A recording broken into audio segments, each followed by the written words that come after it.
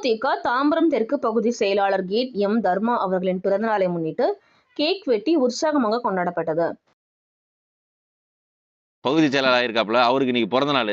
இந்த விழாவை சிறப்பாக கொண்டாடணும்னு சொல்லி காலையிலே ஃபோன் பண்ணிட்டாப்புல. அதனால நிகழ்ச்சியில் கலந்துருக்கிறோம். என்ன இந்த கட்சியில் இணைச்சு எனக்கு முதல்ல சப்போர்ட் பண்ணதாலும் தர்மா தான்.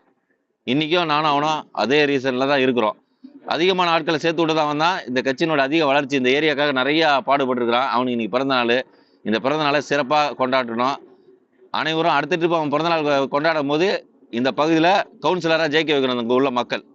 தர்மா வெட்ரா.